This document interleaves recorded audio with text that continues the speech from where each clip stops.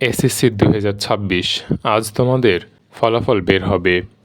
আমি তোমাদেরকে আজ দেখাবো কিভাবে তুমি মার্কশিট সহ তোমার রেজাল্টটি বের করবে, অর্থাৎ তুমি কোন বিষয়ে কত মার্ক পেয়েছো সেটি সহ রেজাল্ট বের করার নিয়ম আজ আমি তোমাদেরকে দেখাবো। চলো তাহলে কথা না বাড়িয়ে দেখে নেই কীভাবে তুমি মার্কশিট সহ তোমার ফলাফলটি বের করবে। কোন বিষয়ে কত মার্ক পেয়েছো সেটি সহ তোমার এসএসসি ফলাফল বের করার জন্য তোমাকে সর্বপ্রথম ক্রোম ব্রাউজারে চলে যেতে হবে এবং ক্রোম ব্রাউজারে তোমাকে সার্চ করতে হবে ওয়েব বেসড রেজাল্ট। এটি লিখে সার্চ করতে হবে। এটি লিখে সার্চ করার পর দেখো এখানে সর্বপ্রথম যে ওয়েবসাইটটি এসেছে সেটাতে ক্লিক করতে হবে। ক্লিক করার পর তোমার যাবতীয় তথ্য এখানে সিলেক্ট করতে হবে।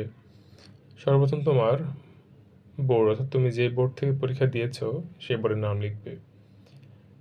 আমি ঢাকা বোর্ড দিচ্ছি এবং সিলেক্ট অফ এক্সামিনেশন, যেহেতু আমরা এসএসসির ফলাফল বের করব কাজে এখানে আমরা এসএসসি দাখিল ইকুইভ্যালেন্ট এটি সিলেক্ট করব।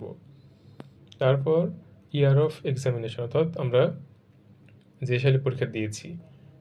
তোমরা যেহেতু এসএসসি 26 ব্যাচ কাজে তোমরা এখানে 2026 লিখবে এবং তারপর দেখো এখানে লেখা আছে টাইপ অফ রেজাল্ট।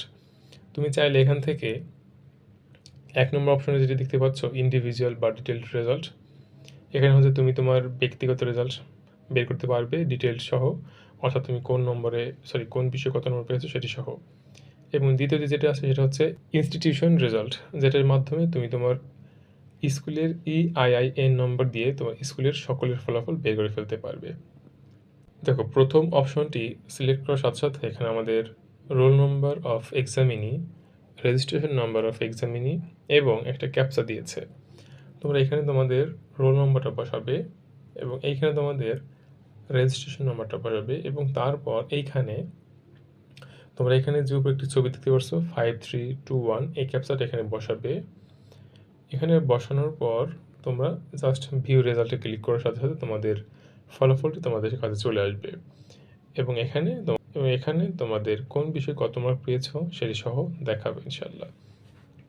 আমি এখানে আর রোল নম্বর রেজিস্ট্রেশন নাম্বার দেখাচ্ছি না। আশা করি তোমরা রোল নম্বর এবং রেজিস্ট্রেশন নাম্বার বসিয়ে তোমাদের ফলাফলটি বের করতে পারবে।